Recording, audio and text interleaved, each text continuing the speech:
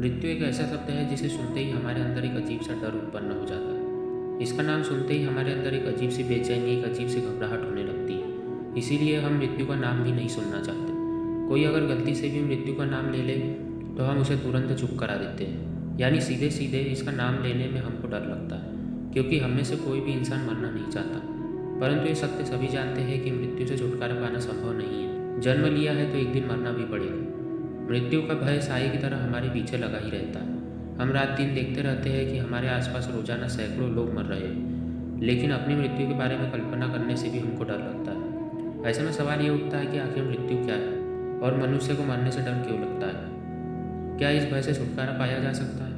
हम में से अधिकांश लोग यही समझते हैं कि जन्म और मृत्यु दोनों अलग अलग बातें हैं। जन्म को हम अच्छी चीज़ मानते हैं और मृत्यु को बुरी चीज़ मानते हैं।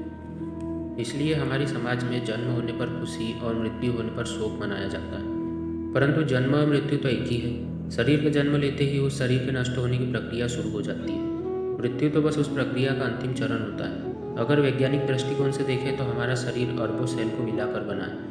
हमारे शरीर में प्रतिदिन अरबों कोशिकाएं नष्ट होती हैं और उसके स्थान पर अरबों कोशिकाएं जन्म ले लेती हैं। हमारे जन्म से लेकर मृत्यु तक निरंतर यही प्रक्रिया चलते रहती है। मतलब हमारा शरीर प्रतिदिन नष्ट होता है और प्रतिदिन जन्म लेता है।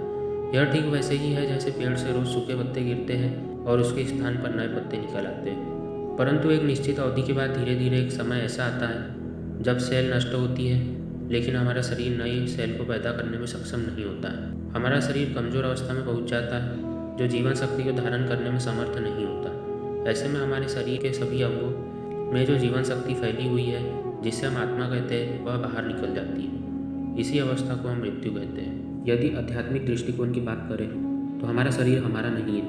यह प्रकृति के 5 तत्वों पृथ्वी, अग्नि, वायु, जल और आकाश से मिलकर बना है, जो एक निश्चित अवधि के उपरांत पुनः उन्हीं में विलीन हो जाता है। अर्थात हमारा शरीर प्रकृति से लिया गया एक उधार है, जो एक दिन हमें लौटाना पड़ता है। और जो चीज़ हमारी ही नहीं है, उसके लिए भयभीत होना या शोक करना किस प्रकार से उचित है? इस प्रकार से देखा जाए तो मृत्यु कोई विशेष घटना नहीं है। यह प्रकृति की एक बेहद साधारण सी प्रक्रिया है। अब अगला सवाल यह है कि आखिर मृत्यु के भय से छुटकारा कैसे पाएं? तो इसका एकमात्र उपाय है ध्यान के द्वारा अपने भीतर उतरकर स्वयं को जान लेना। इसके अतिरिक्त और कोई उपाय नहीं है जो हमें मृत्यु के भय से छुटकारा दिला सके। हम चाहे कितनी भी गीता और रामायण का पाठ कर ले, हमें मृत्यु के भय से छुटकारा नहीं मिल सकता, क्योंकि शास्त्रों से हमें केवल जानकारी मिल सकती है, आत्मज्ञान नहीं मिल सकता। हम चाहे कितनी भी रट ले कि आत्मा अमर है, हमारी आत्मा नहीं मरती, हमारा शरीर मरता है, लेकिन कहने से क्या होता है? मृत्यु का भय तो फिर भी लगा ही रहता है।